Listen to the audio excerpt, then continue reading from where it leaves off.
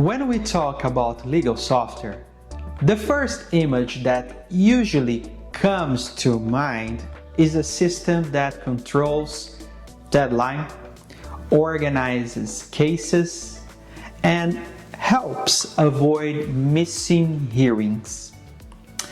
But after years of working inside large companies and also as a consultant in different markets, I learned that this is not the main point. The real challenge corporate lawyers face every day is something else: the lack of business functionalities. Historically, lawyers act in a reactive way. It was common to work with paper, files, and physical folders and reports that were only sent when the client asked for them. Over time, software came in, but even with these tools, something essential hasn't changed: the difficulty of communicating clearly and strategically the work that is being done. And here is the key difference. Business functionalities are not about the legal task itself. They are not about drafting motions, manage deadlines, or register lawsuits. They are about how the lawyers translate what they do into operational efficiency and business value. Think of automatic reports that update without needing to build a PowerPoint. Think of dashboards that allow managers to track productivity and risk in real time. And think of integrations with finance that connect fees, contracts, and budgets directly. All of these are examples of business functionalities.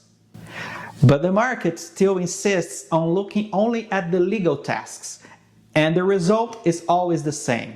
Lawyers are forced to patch together Excel spreadsheets, manual presentations, and endless emails to prove their value.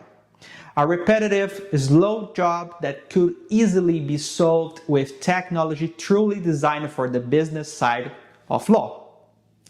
The second problem is how these tools are delivered.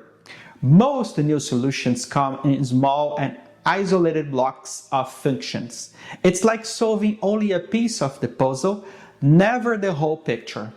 This creates a dangerous belief that solving everything in an integrated way is impossible or too expensive or simply unrealistic. And it's not. The truth is, there just has been enough focus on designing the right solution.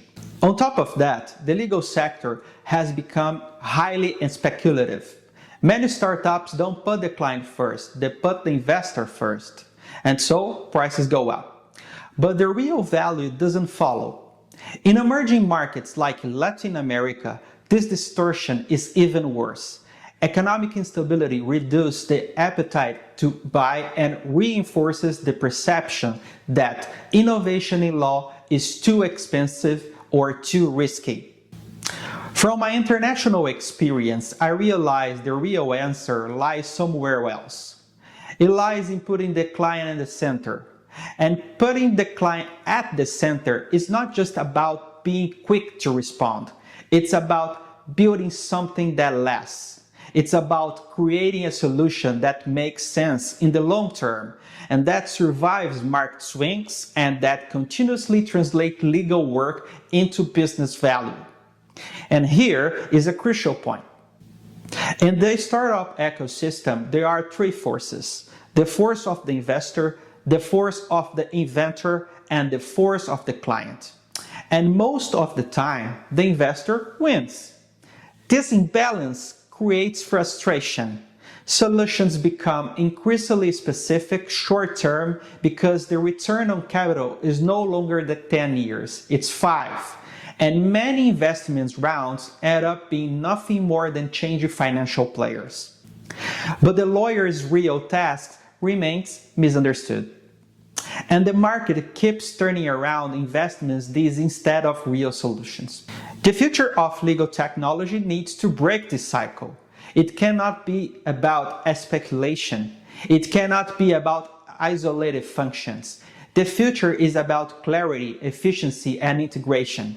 It is about giving lawyers the ability to prove their value to their business in a sustainable way, in a clear way.